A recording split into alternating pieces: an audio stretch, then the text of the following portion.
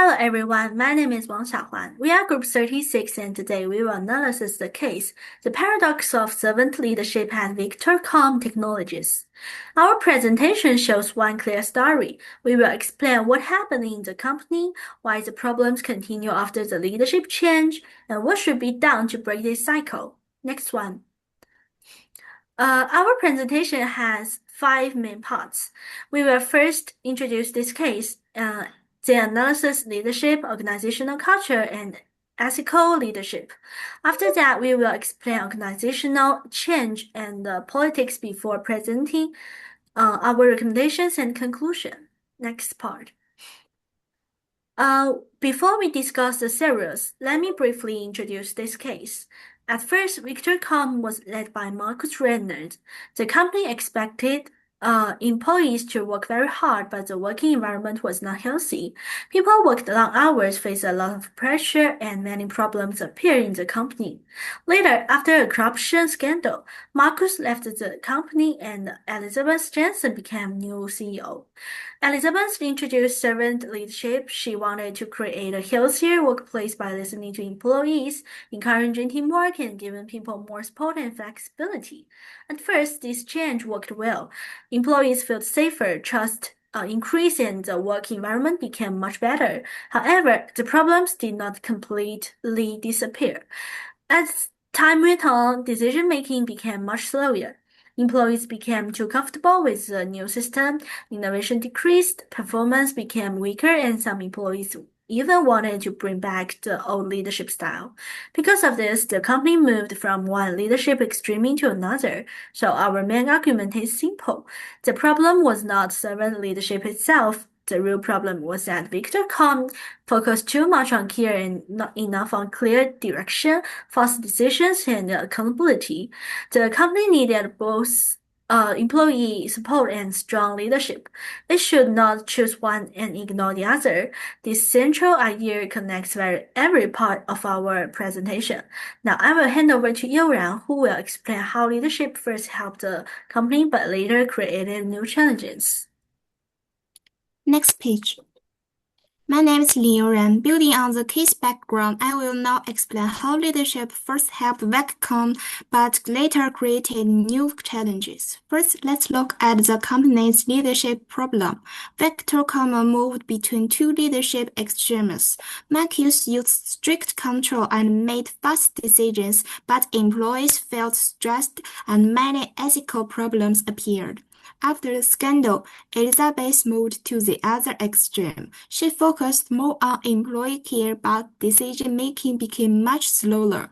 The problem was not servant leadership itself.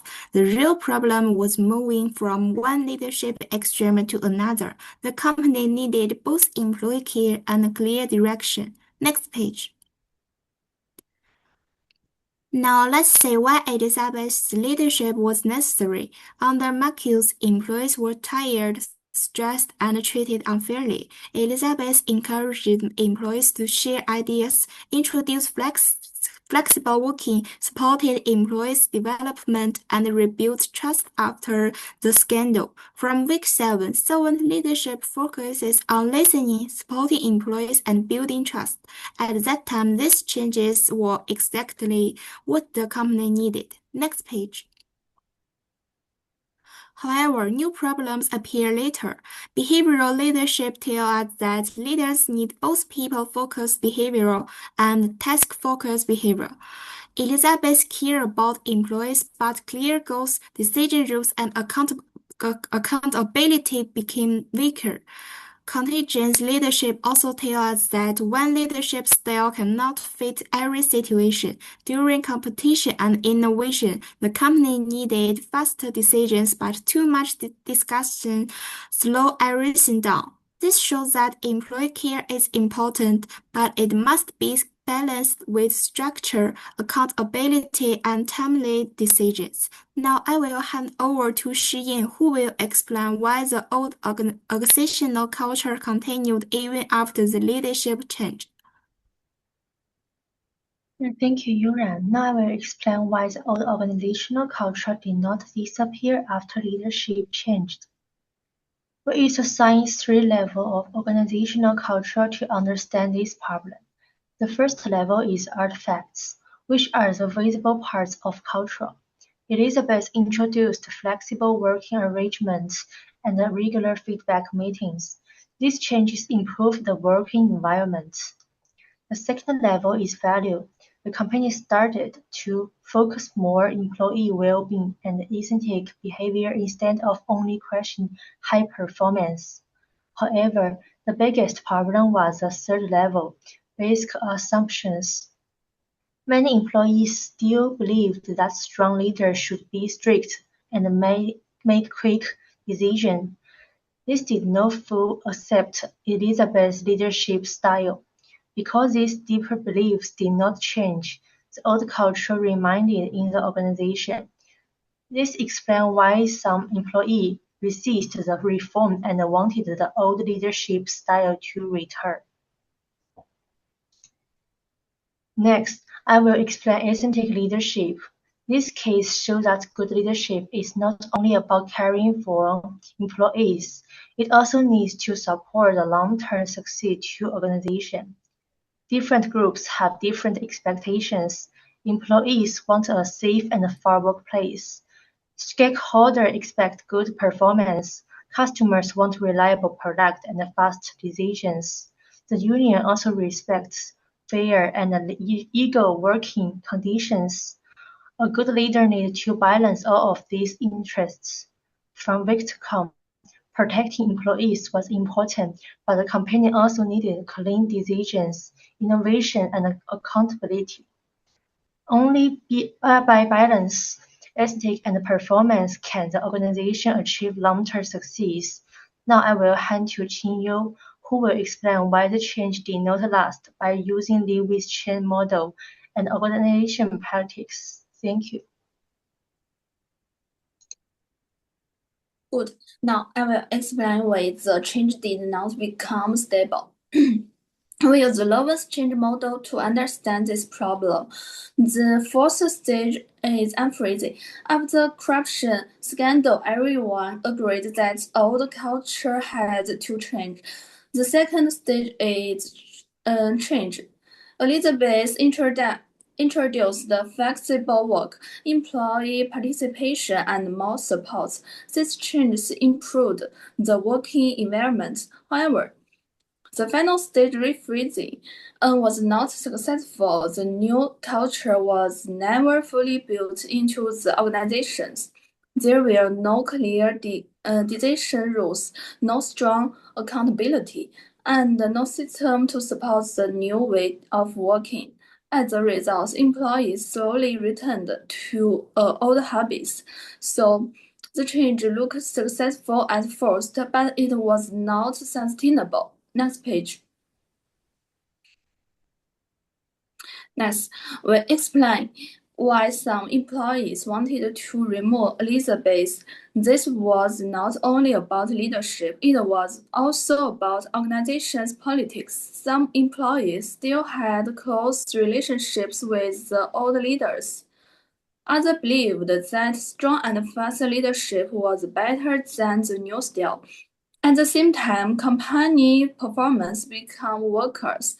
Some people use this as evidence that Elizabeth's leadership had failed. These groups gradually formed and coalitions against her. This shows that uncertainty often increases political behavioral inside organizations. Therefore, managers should listen to useful feedback, but they also need to stop unhealthy politics from bringing back the old toxic cultures. Next page. Finally, let's look at performance. The main problem was not that employees received too much support. The problem was that support was not balanced with clear direction. Elizabeth focused on employee care, but there was not enough structure or accountability. Because of this, decisions became slower. employees avoid taking risks. Innovation also slowed down. As a result, both performance and employee morale continued to decline. So ethical leadership is not the problem. The real challenge is finding the right balance between caring for people and maintaining strong execution. Now, I will hand over to Yan Zhiying, who will explain our recommendations for building a healthier and more sustainable organizations. Hi, I'm Yan Zhiying. So where do we go from here? Our first recommendation is to match decision rights to the situation, not to default to either top-down control or advised groups consensus. Elizabeth's mistake was not that she listened too much. It was that she applied the same participative approach to every decision that slowed the entire organization. Instead, we propose a situational model. In a crisis, say, an ethical breach or a market trade, leadership should act decisively and explain the reasoning transparently. For strategical innovation, use achievement-oriented leadership with cross-functional ownership. For technical work, delegate to expert teams with clear deadlines. And for workplace well-being and routines, maintain participative consultation with employees and unions. The same leader can behave differently across situations. That is not inconsistency, that is contingency thinking. Next page.